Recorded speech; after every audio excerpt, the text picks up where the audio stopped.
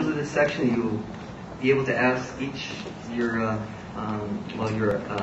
opposing candidate two questions.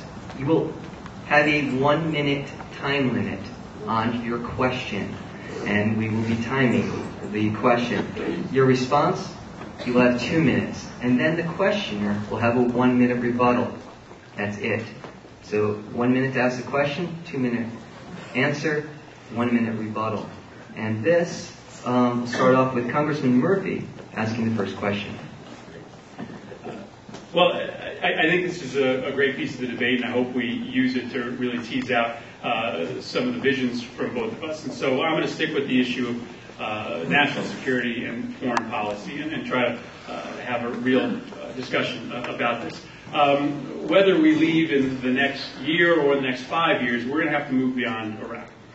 We are going to have to confront a variety of challenges that have arisen to this nation, whether it be from North Korea, Russia, Iran, Syria. I guess my question to Senator Cappiello is, how do you see our foreign policy unfolding, and how do you prioritize, after we move forward from our commitment in Iraq, our response to a lot of these emerging threats, and how should we decide as a country, based on our own national security needs, how we engage in those crises going forward?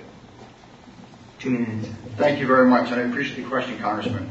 I believed in what candidate George W. Bush believed in 8 years ago. I don't believe that we are a nation who are there to build other nations. We are not nation builders. I think that this country has to make a decision whether we are going to have an overall interventionist strategy with regards to individual countries or we're going to pick and choose. Now, I prefer that we only engage in wars and put our soldiers at risk when there is an absolute and utter direct threat to our nation. This is, again, where you and I have agreed. I opposed the war. I opposed the surge. But I have to be realistic and pragmatic about what is going on right now in Iraq. I have to realize that that nation has been stabilized due to the surge, even if I was opposed to it. And I'd like to see us withdraw our troops as quickly as possible. And moving forward, I think that when it comes to Iran, for instance, we should let lower-level individuals in our government negotiate with the Iranian officials. I don't believe our president should be negotiating directly without preconditions with Ahmadinejad, because I think you have to start somewhere.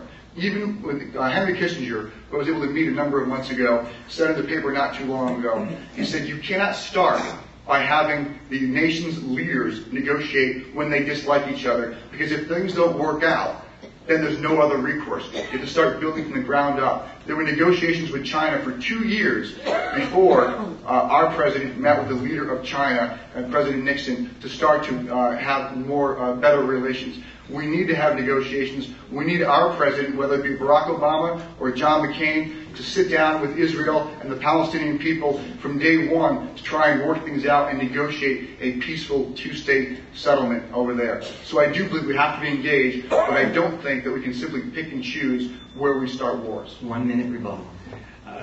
Not necessarily a rebuttal, but in addition, Senator Cappiello talked about the fact that I would want to shift all of our troops to Afghanistan. We absolutely are not going to shift all of our troops there, but we do have to recognize the critical difference between Iraq and Afghanistan. It's from Afghanistan that this country was attacked, and it's there that the Taliban is regrouping and potentially restarting its havens for the terrorist movement.